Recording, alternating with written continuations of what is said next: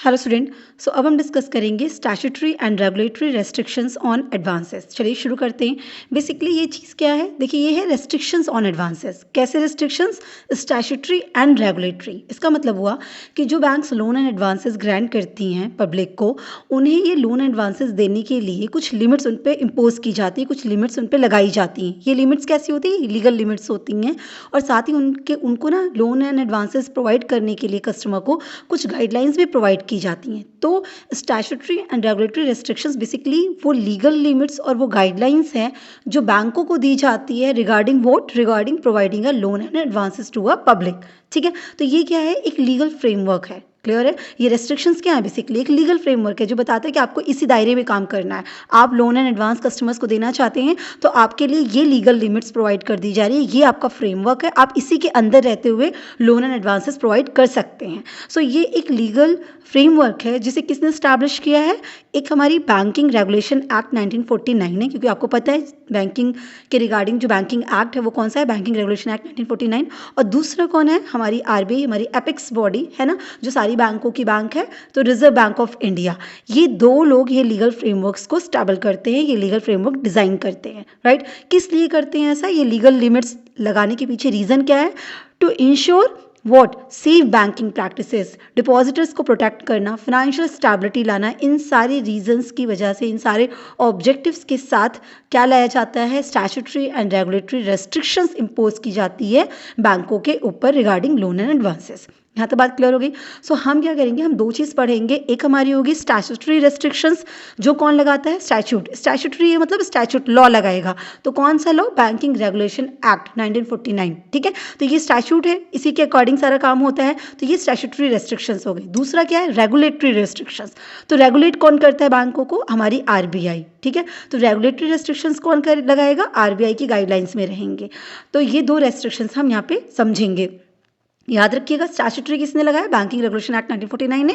और रेगुलेटरी जो रेगुलेट करेगा, जो चलाएगा, वो कौन चलाएगा? आरबीआई। तो वो अपनी गाइडलाइंस के थ्रू ये लीगल फ्रेमवर्क बताएंगे। तो एक एक करके समझते हैं। सबसे पहले हम बात करेंगे किसकी? सबसे पहले बात करेंगे स्टैट्यूटरी रेस्ट्रिक्शंस की, जो बैंकिंग रेगुलेशन एक्ट 1949 के थ्रू इम्पोज किया गया है बैंकों के ऊपर regarding providing loan and advances. ठीक है, पहला क्या है? पहला है एडवांस अगेंस्ट ओन शेयर। कहने का मतलब क्या हुआ? अच्छा देखिए, बैंकिंग रेगुलेशन एक्ट 1949 के अंदर ये जो स्टैट्यूटरी रेस्ट्रिक्शंस प्रोवाइड की गई है ना, वो किस सेक्शन के अंदर की गई हैं? सेक्शन 20 के अंदर की गई हैं। तो मैं जितनी भी रेस्ट्रिक्शंस आपको बताने जा रही हूँ वो सारी की सारी रेस्ट्रिक्शंस सेक्शन 20 के अंदर ही कवर हो रही हैं, ये याद रखिएगा। ठीक है, सो एडवांसेस अगेंस्ट ओन शेयर्स क्या है? देखिए, ये कहता है कि ओन शेयर्स मतलब अपने शेयर्स। कहने का मतलब कि बैंक जो है कभी भी अपने ही शेयर्स को एज अ सिक्योरिटी रख के उसके अगेंस्ट लोन प्रोवाइड नहीं कर सकते। आप सबको पता है कि अगर आप लोन लेने जाते हैं तो आपको एज अ कोलैटरल सिक्योरिटीज़ रखनी पड़ती है ना कोई सेफ एंड साइड सिक्योरिटी के फॉर्म में रखना पड़ता है कि ये चाहे वो एफडी हो सकते हैं, प्रॉपर्टी के पेपर हो सकते हैं, कुछ भी आपको एज अ सिक्योरिटी रखना पड़ता है, फिर आपको उसके अगेंस्ट लोन मिलता है। तो यहाँ पे क्या कहा जा रहा है कि कोई भी बैंक के अपने शेयर्स को, उसी बैंक के शेयर्स को एज अ सिक्योरिटी रख के फिर लोन प्रोवाइड करे, ऐसा पॉसिबल नहीं है। ऐसी रेस्ट्रिक्शंस उन पे इम्पोज की गई है। दूसरा क्या है? Advance to banks directors. ठीक है, कहने का मतलब कोई भी बैंक अपने ओन डायरेक्टर्स को, अपनी ही बैंक के जो डायरेक्टर्स हैं या कोई फर्म एंड कंपनीज, ठीक है, जिसमें उन डायरेक्टर्स का सब्सटेंशियल इंटरेस्ट है, ऐसे फर्म्स को, ऐसी कंपनीज को या खुद के ऐसे डायरेक्टर्स को बैंक्स लोन प्रोवाइड नहीं कर सकती है। अब ये समझिएगा, सब्सटेंशियल इंटरेस्ट है या वहाँ उस पर्टिकुलर फर्म के पार्टनर हैं। तो मान लीजिए कि मैं एक बैंक, मान लीजिए कोई भी पब्लिक सेक्टर की बैंक आप रख लीजिए एग्जाम्पल के लिए। तो मान लीजिए बैंक है, बैंक के जो डायरेक्टर्स है मिस्टर एक्स, वो एक कंपनी के भी डायरेक्टर है। ठीक है, अब वो कंपनी चाहती है बैंक से लोन लेना, तो क्या अलाउ है? नहीं, क्योंकि वो बैंक के डायरेक्टर्स का सब्सटेंशियल इंटरेस्ट है उस कंपनी में, फिर वो कंपनी करेगी। या इसी तरीके से बैंक जो डायरेक्टर है आपकी बैंक का, वो किसी फर्म के पार्टनर है, ठीक है, और वो फर्म चाहती है लोन लेना, तो वहाँ पे फिर रेस्ट्रिक्शन आ जाएगी, आप उस बैंक से लोन नहीं ले सकते क्योंकि उस बैंक के डायरेक्टर का वहाँ सब्सटेंशियल इंटरेस्ट है। तो कहीं ना कहीं उस पर ज़्यादा फोकस करेगा, चीज़ें देखेगा। ठीक है, तो ये सारी चीज़ों की रेस्ट्रिक्शन। तो डायरेक्टर्स खुद नहीं लोन ले सकते, और ऐसी जगह जहाँ पे वो किसी भी फॉर्म में रिलेटेड है, उनका किसी कंपनी या फॉर्म में सब्सटेंशियल इंटरेस्ट है, वो भी लोन नहीं, उनको भी लोन नहीं प्रोवाइड किया जा सकता। ये दूसरी रेस्ट्रिक्शन है। इसके अलावा एक रेस्ट्रिक्शन है कि restriction on credit to companies for buyback of their securities. ठीक है। बायबैक आपने अकाउंट्स में पढ़ा होगा, बायबैक ऑफ शेयर्स होता है बेसिकली कोई भी कंपनी अपने ही शेयर्स जो मार्केट में उसने इशू कर रखे हैं उन शेयर्स को वापस से परचेज करना चाहती है, अपने ही शेयर्स को बाय बैक करना चाहिए, वापस से खरीदना चाहती है। तो ऐसा करने के लिए अगर वो लोन लेना चाहती है बैंक से तो क्या अलाउ है? नो, कोई भी बैंक इस तरह का लोन किसी भी कंपनीज को नहीं प्रोवाइड कर सकता। जो कंपनी वो लोन किस पर्पज से ले रही हो, अपने ही शेयर्स को परचेज करने के लिए ले रही हो, याद रखिएगा। हालांकि इसके रिगार्डिंग कंपनीज एक्ट में सेक्शन 77 में मेंशन किया गया है कि ऐसे कंपनीज जिनको बायबैक के लिए फंड चाहिए वो कहाँ से कर सकती हैं, वो शेयर्स को बायबैक कैसे कर सकती हैं? वो अपने फ्री रिजर्व से कर सकती हैं, सिक्योरिटीज प्रीमियम अकाउंट के पैसे से कर सकती हैं, या वापस से नए शेयर्स इशू करके उन शेयर्स से मिलने वाले पैसे से कर सकती हैं, जिसको कहा जाता है the proceeds of any shares और अदर स्पेसिफाइड सिक्योरिटीज। तो उनसे जो पैसा मिलता है उससे कर सकती हैं, लेकिन बैंक से लोन ले नहीं पॉसिबल है, बैंक को ये अलाउ नहीं है। ठीक है, इसके अलावा क्या अलाउ नहीं है? Restrictions on share holdings. Restrictions on share holdings का मतलब हो गया कि कोई भी बैंक किसी पर्टिकुलर कंपनीज में, है ना, एक स्पेसिफिक लिमिट से एक्सीड शेयर्स नहीं होल्ड कर सकती है। कहीं ना कहीं वो इसलिए क्योंकि आप किसी बैंक से रिलेटेड है ना, और आप या बैंक हैं आप, और आप किसी कंपनी के एक्सेस शेयर्स उस लिमिट से एक्सीड करके जब शेयर्स आप ले लेंगे तो आपका कंसंट्रेशन उस पर ज़्यादा हो जाएगा। तो ओवर कंसंट्रेशन को उस पर्टिकुलर कंपनी के रिगार्डिंग रोकने के लिए ये रेस्ट्रिक्शंस इम्पोज की गई है। ठीक है, इसके अलावा एक और रेस्ट्रिक्शन है, restriction on power to remit debts. ये क्या रेस्ट्रिक्शन हो गई? देखिए, रेमिट डेब्ट्स का मतलब समझिए पे ऑफ करना डेब्ट्स को, है ना, रीपे करने की बात होगी या माफ़ करने की बात हो गई डेब्ट्स को, इस तरह से इसको समझिएगा। तो कोई भी बैंकिंग कंपनी को ये अलाउ नहीं है। कब तक अलाउ नहीं है?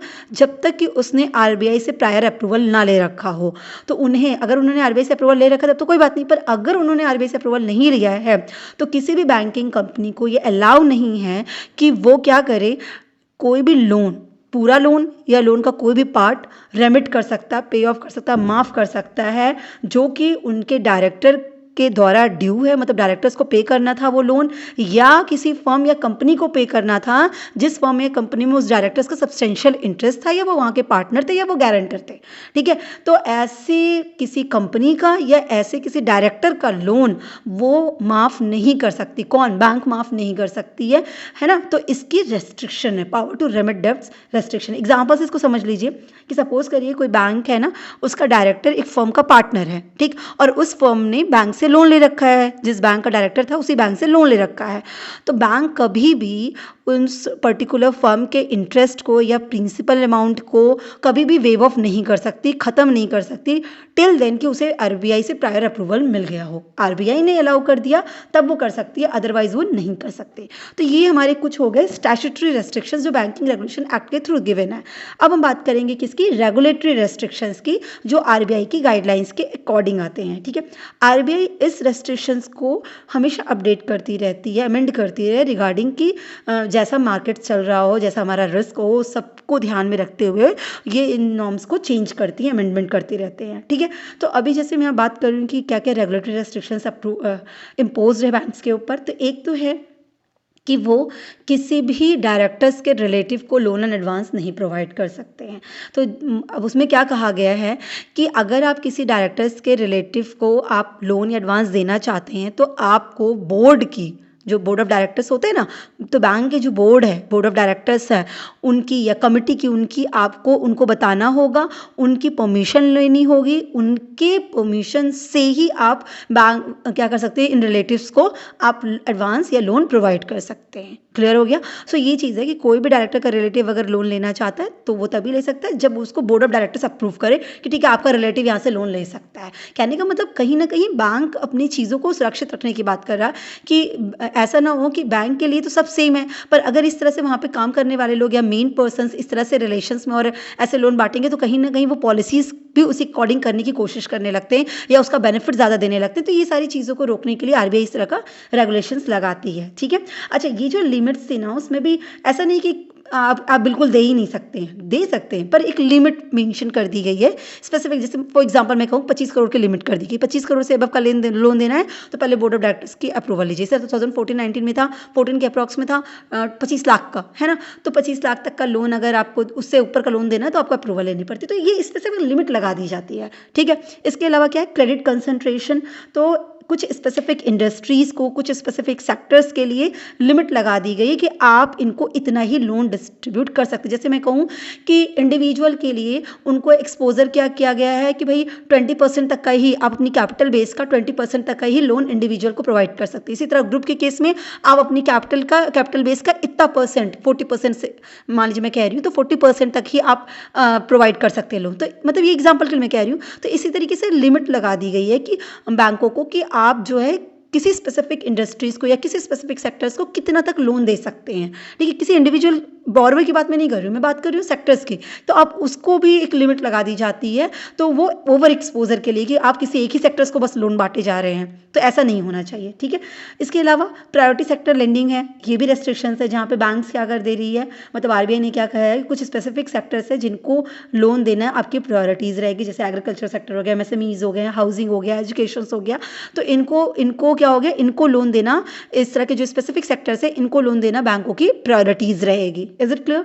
तो ये भी एक आरबीआई की रेगुलेटरी रेस्ट्रिक्शंस है। इसके अलावा कुछ सेंसिटिव सेक्टर्स हैं, उसके रिगार्डिंग भी रेस्ट्रिक्शंस मेंशन की गई। इसका मतलब क्या हो गया, जैसे कैपिटल मार्केट के रिगार्डिंग है ना, रियल एस्टेट हो गया, कमोडिटीज़ हो गया, तो ये सब हायर रिस्क जोन है।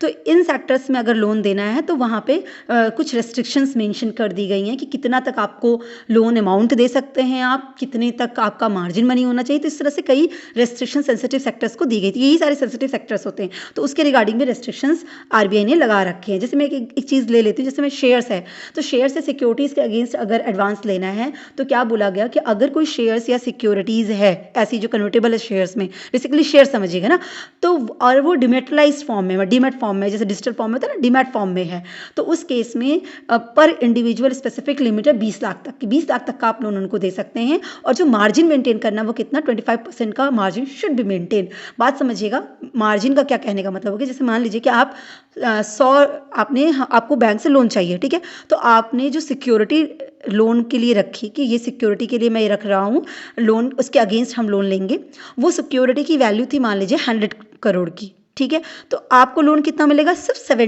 25% सेफ एंड साइड रखा गया है कि 100 करोड़ की प्रॉपर्टी अगर मैंने एज अ सिक्योरिटी रखी है तो उस पर सिर्फ 75 करोड़ तक का ही मैक्सिमम लोन देंगे, हम उससे ज़्यादा लोन नहीं देंगे। तो 25% हमने मार्जिन मनी रख ली कि इतना सेफ है कि कभी इंटरेस्ट और कुछ भी डिफॉल्ट हो तो वो हम रिकवर कर सकें, है ना आपका, इसलिए मार्जिन मनी रखी जाए। तो उसी में केस में कहा जा रहा है कि अगर डिमेटलाइज फॉर्म में कोई शेयर्स के अगेंस्ट लोन लिया गया तो लोन अमाउंट की अगर बात करें, स्पेसिफिक लिमिट की बात करें, तो हर एक इंडिविजुअल का लोन अमाउंट कितना लिमिट कर दी गई, 20 लाख की लिमिट कर दी गई कि 20 लाख तक आप लोन ले सकते हैं डिमैट शेयर्स पे। ठीक है, और जो मार्जिन रखना है, ठीक है, जो भी सिक्योरिटीज़ होगी उसकी वैल्यू के अकॉर्डिंग ही लोन देंगे, तो मार्जिन में आपको 25% तक का मार्जिन मेंटेन करना है। ठीक, इसी तरह अगर फिजिकल फॉर्म में है तो 10 लाख तक के लोन पर इंडिविजुअल की आपकी लिमिट है, स्पेसिफिक लिमिट है। तो ये इस तरीके से जो सेंसिटिव सेक्टर्स है ना उसमें लिमिट लगाई गई। फिर एक और चीज़ लाया गया फ्लोटिंग रेट लोन्स का, वहाँ जो इफेक्टिव है 1 जनवरी 2026 से, उसमें क्या कहा गया कि आरबीआई ने बैंक्स को और एनबीएफसीज को बोला है कि जो प्री पेमेंट चार्जेस हैं आपको उन लोगों से, उन बोरोवर से, उन इंडिविजुअल से नहीं लेने हैं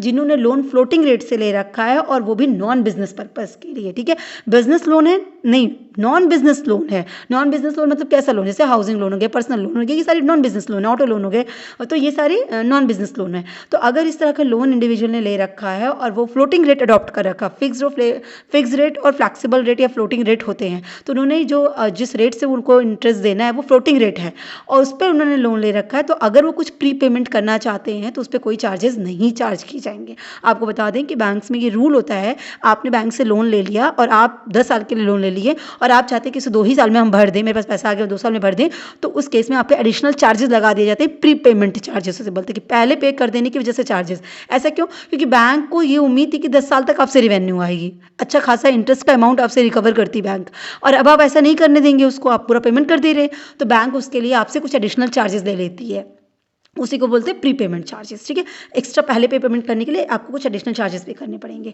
इज इट क्लियर? तो वही बोला गया कि प्री पेमेंट चार्जेस उसमें नहीं लेंगे। इसके अलावा भी और भी रेगुलेटरी रेस्ट्रिक्शंस है, जैसे कि सीनियर ऑफिसर्स हैं, अगर कोई लोन सैंक्शन करना चाहते हैं तो सीनियर ऑफिसर्स अपने ही रिलेटिव, अपने ही नोन को इस तरह से लोन सैंक्शन नहीं कर सकते, उनको वो लोन किसी जो हायर अथॉरिटी है उनके थ्रू सैंक्शन कराना पड़ेगा। तो ये सारी चीज़ें रेगुलेटरी रेस्ट्रिक्शंस के अंदर आती हैं। आई होप आपको क्लियर हुआ होगा कि स्टैट्यूटरी या रेगुलेटरी रेस्ट्रिक्शंस क्या हैं।